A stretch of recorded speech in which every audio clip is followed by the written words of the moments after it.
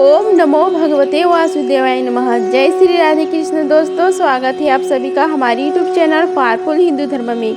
आप सभी पर भगवान विष्णु की कृपा सदा और सर्वदा बनी रहे। आज हम आप सभी को रमा एकादशी, हिंदू धर्म में एकादशी तिथि का अत्यंत विशेष महत्व है। पंचांग के अनुसार हर वर्ष कार्तिक मास के कृष्ण पक्ष की एकादशी को रमा एकादशी का व्रत रखा जाता है। इस दिन भगवान विष्णु की विधिवत पूजा का विधान होता है।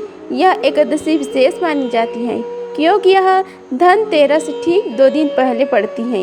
इसे रमा एकादशी या कार्तिक कृष्ण एकादशी के नाम से भी जाना जाता है। मान्यता है कि इस दिन व्रत रखने से भगवान श्री हरि विष्णु की कृपा प्राप्ति होती है। इसके प्रभाव से व्यक्ति को सभी पापों से मुक्ति मिलती है और मृत्यु के पश्चात मोक्ष की प्राप्ति होती है। अब आइए जानते हैं रमा एकादशी व्रत की पारण की समय के बारे में।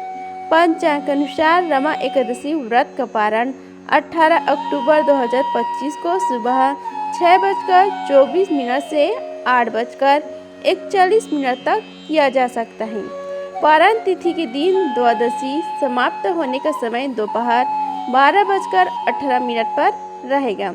अब आइए जानते हैं इसके पूजा विधि के बारे में। रमा एकादशी के दिन सूर्य उदय से पहले उठकर सभी कामों से निवृत्त होकर स्नान कर लें। इसके बाद साफ सुथरे वस्त्र धारण कर लें। अब एक तांबे के लोटे में जल, फूल, अक्षत डालकर सूर्य देव को अर्घ्य दें। इसके बाद व्रत का संकल्प लें। एक चौकी में पीले रंग का वस्त्र बिछाकर विष्णु जी की तस्वीर रखें। इसके बाद जल से आचमन करें। फिर फूल, माला, पीला चंदन का तिलक इत्यादि चढ़ाने के बाद भोग लगाएं। इसके बाद घी का दीपक और धूप जला दें। फिर रमा एकादशी व्रत की कथा, मंत्र, विष्णु चालीसा आदि का पाठ कर लें और अंत में श्री विष्णु जी की आरती कर लें। फिर भूल चूक के लिए माफी मांग लें। दिन भर व्रत रखने के बाद शुभ मुहूर्त में व्रत का पारण कर लें। अब आई जाते हैं कि रमा एकादशी क्यों कहा जाता है इसे। रमा एकादशी को चतुर्मास की अंतिम एकादशी माना जाता है। इसके बाद देव उठनी एकादशी का आगमन होता है। चूँकि यह एकादशी दिवाली से ठीक पहले पड़ती है, इसलिए इस दिन माँ लक्ष्मी की पूजा का विशेष महत्व होता है। माँ लक्ष्मी को ही रमा के नाम से जाना जाता है। इसी कारण इस एकादशी का नाम रमा एकादशी पड़ा।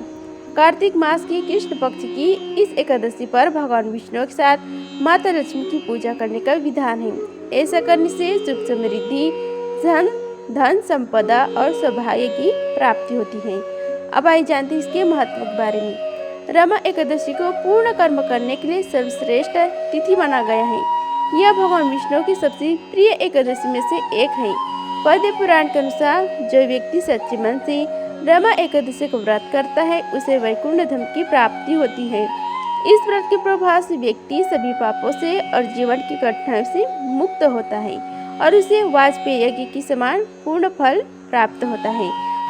आइए अब हम सभी मिलकर रमा एकादशी व्रत की कथा का श्रवण करते हैं।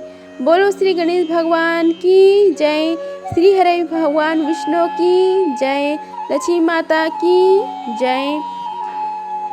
धर्मधार युधिष्ठिर कहने लगे कि हे भगवान, कार्तिक कृष्ण एकादशी का क्या नाम है, इसकी विधि क्या है, इसके करने से क्या फल मिलता है, सो आप विस्तार पूर्वक बताइए। भगवान श्री कृष्ण बोले कि कार्तिक कृष्ण पक्ष की एकादशी का नाम रमा है। यह बड़े बड़े पापों का नाश करने वाली है। इसका महात्मा मैं तुमसे कहता हूँ, तुम ध्यान पूर्वक सुनो। हे राजन, प्राचीन काल में मुचकुंद नाम का एक राजा था। उसकी इंद्र के साथ मित्रता थी और साथ ही यम, कुबेर, वरुण और विभीषण भी उसके मित्र थे। यह राजा बड़ा धर्मात्मा, विष्णु भक्त और न्याय के साथ राज करता था। उस राजा की एक कन्या थी जिसका नाम चंद्रभागा था। उस कन्या का विवाह चंद्रसेन के पुत्र शोभन के साथ हुआ था। एक समय वह शोभन ससुराल आया। उन्हीं दिनों जल्दी ही पूर्णदायिनी एकादशी रमा भी आने वाली थी। जब व्रत के दिन समीप आ गया तो चंद्रभागा के मन में अत्यंत सोच उत्पन्न हुआ कि मेरे पति अत्यंत दुर्बल हैं और मेरे पिता की आज्ञा अति कठोर। 10वीं को राजा ने ढोल बजवाकर सारे राज्य में यह घोषणा करवा दी कि एकादशी का भोजन नहीं करना चाहिए। ढोल की घोषणा सुनते ही शोभन को अत्यंत चिंता हुई और अपनी पत्नी से कहा कि हे प्रिय, अब क्या करना चाहिए? मैं किसी प्रकार भी भूख सहन नहीं कर सकूंगा। ऐसा उपाय बताओ कि जिससे मेरी प्राण बच सके, अन्यथा मेरे प्राण अवश्य चले जाएंगे। चंद्रभागा कहने लगी कि हे स्वामी, मेरे पिता के राज में एकादशी के दिन कोई भी भोजन नहीं करता। हाथी, घोड़ा, ऊंट, बिल्ली, गौ आदि भी तृण, अन्न, जल आदि ग्रहण नहीं कर सकते। फिर मनुष्य को तो कहना ही क्या है। यदि आप भोजन करना चाहते हैं तो किसी दूसरे स्थान पर चले जाइए, क्योंकि यदि आप यही रहना चाहते हैं तो आपको अवश्य व्रत करना पड़ेगा। ऐसे सुनकर शोभन कहने लगा कि हे प्रिय, मैं अवश्य व्रत करूंगा। जो भाग्य में होगा वह देखा जाएगा। धर्मदास युधिष्ठिर द्वारा कार्तिक कृष्ण एकादशी का नाम, इसकी विधि, उसका फल कैसे मिलता है, यह मिलता है कि विस्तार पूर्वक बताएं। ऐसा कहकर पूछने पर भगवान श्री कृष्ण बोले कि कार्तिक कृष्ण पक्ष की एकादशी का नाम रमा है। यह बड़े बड़े पापों का नाश करने वाली है। इस प्रकार से विचार कर शोभा ने व्रत रख लिया और वह भूख व प्यास से अत्यंत पीड़ित होने लगा। जब सूर्य नारायण अस्त हो गए और रात्रि को जागरण का समय आया, जो वैष्णवों को अत्यंत हर्ष देने वाला था, परंतु शोभन के लिए अत्यंत दुखदायी हुआ। प्रातः काल होती ही शोभन के प्राण निकल गई।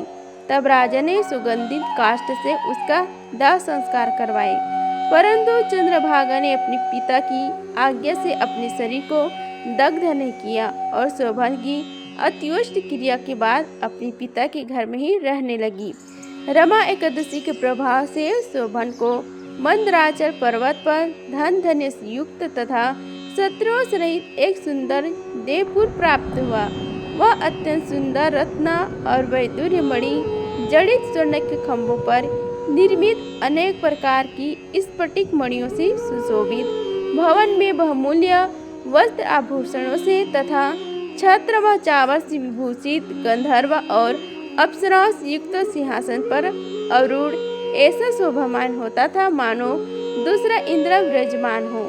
एक समय मुचुकुंद नगर में रहने वाले एक सोम शर्मा नामक ब्राह्मण तीर्थ यात्रा करता हुआ घूमता घूमता उधर जा निकला और उसने शोभन को पहचान कर लिया कि यह तो राजा का जमाई शोभन है। उसके निकट गया। शोभन भी उसे पहचान कर अपने आसन से उठकर उसके पास आया और प्रणाम आदि करके कुशल प्रश्न किया। ब्राह्मण ने कहा कि हे राजा, मुचुकुंद और आपकी पत्नी कुशल से हैं। नगर में भी सब प्रकार से कुशल हैं, परंतु हे राजन, हमें आश्चर्य हो रहा है कि आप अपना वृत्तांत कहिए कि ऐसा सुंदर नगर जो कभी देखा न सुना आपको कैसे प्राप्त हुआ। तब शोभन बोला कि कार्तिक कृष्ण की रमा एकादशी का व्रत करने से मुझे यह नगर प्राप्त हुआ, परंतु यह अस्थिर है। यह स्थिर हो जाए ऐसे उपाय कीजिए। ब्राह्मण कहने लगा कि हे राजन, यह स्थिर क्यों नहीं है और कैसे स्थिर हो सकता है, आप बताइए। फिर मैं अश्वमेव वह उपाय करूँगा। मेरी इस बात को आप मिथ्या न समझिए। शोभा ने कहा कि मैंने इस व्रत को श्रद्धा रहित होकर किया, अतः यह सब कुछ अस्थिर है। यदि आप मुचकुंद की कन्या चंद्रभागा को यह सब वृत्तांत कहे तो यह स्थिर हो सकता है। ऐसे सुनकर उस श्रेष्ठ ब्राह्मण ने अपने नगर लौटकर चंद्रभागा से सब वृत्तांत कह सुनाया। ब्राह्मण के वचन सुनकर चंद्रभागा बड़ी प्रसन्नता से ब्राह्मण से कहने लगी कि हे ब्राह्मण देव, यह सब बातें आपने प्रत्यक्ष देखी हैं, यह स्वप्न की बातें कर रहे हैं। ब्राह्मण कहने लगा कि हे पुत्री, मैंने महावन में तुम्हारे पति को प्रत्यक्ष देखा है, साथ ही किसी से विजय न हो ऐसा देवताओं के नगर के समान उनका नगर भी देखा। उन्होंने यह भी कहा कि यह स्थिर नहीं है, जिस प्रकार वह स्थिर रह सके सो उपाय करना चाहिए। चंद्रभागा कहने लगी कि हे विप्र, तुम मुझे वहां ले चलो। मुझे पतिदेव के दर्शन की तीव्र लालसा है। मैं अपने किए हुए पुण्य से उस नगर को स्थिर बना दूंगी। आप ऐसा कार्य कीजिए जिससे उनका हमारा संयोग हो सके, क्योंकि योगी को मिला देना महापूर्ण है। सोम शर्मा यह बात सुनकर चंद्रभागा को लेकर मंदराचल पर्वत के समीप वामदेव ऋषि के आश्रम पर गया। वामदेव जी ने सारी बात सुनकर वेद मंत्रों के उच्चारण से चंद्रभागा का अभिषेक कर दिया। तब ऋषि के मंत्र के प्रभाव और एकादशी के व्रत से चंद्रभागा का शरीर दिव्य हो गया और वह दिव्य गति को प्राप्त हुई। इसके बाद बड़ी प्रसन्नता के साथ अपने पति के निकट गई। अपनी प्रिय पत्नी को आती देखकर शोभन अति प्रसन्न हुआ और उसे बुलाकर अपनी बाईं तरफ बिठा लिया। चंद्रभागा कहने लगी कि हे प्राणनाथ, आप मेरे पुण्य को ग्रहण कीजिए। अपने पिता के घर जब मैं 8 वर्ष की थी तब से विधि पूर्वक एकादशी के व्रत को श्रद्धा पूर्वक करती आ रही हूँ। इस पुण्य के प्रताप से आप यह नगर स्थिर हो जाएगा तथा समस्त कर्म युक्त होकर प्रलय के अंत तक रहेगा। इस प्रकार चंद्रभागा ने दिव्य आभूषणों और वस्त्रों से सुसज्जित होकर अपने पति के साथ आनंद पूर्वक रहने लगी। हे राजन, यह मैंने रमा एकादशी का महत्व कहा। जो मनुष्य इस व्रत को करते हैं उनके ब्रह्म हत्या इत्यादि समस्त पाप नष्ट हो जाते हैं। कृष्ण पक्ष और शुक्ल पक्ष दोनों की एकादशी समान है, इनमें कोई भेदभाव नहीं, दोनों समान फल देती हैं। जो मनुष्य इस महात्म्य को पढ़ते अथवा सुनते हैं वे समस्त पापों से छूटकर विष्णु लोक को प्राप्त होते हैं। इस प्रकार रमा एकादशी कथा समाप्त हुई। बोलो श्री हरि विष्णु भगवान की जय। अगर आप सभी को यह वीडियो अच्छी लगी होगी तो वीडियो को लाइक कीजिए, चैनल को सब्सक्राइब कीजिए और कमेंट बॉक्स में जय श्री हरि लिखें। धन्यवाद। मिलते हैं अगले वीडियो में, तब तक के लिए जय श्री राधे कृष्णा।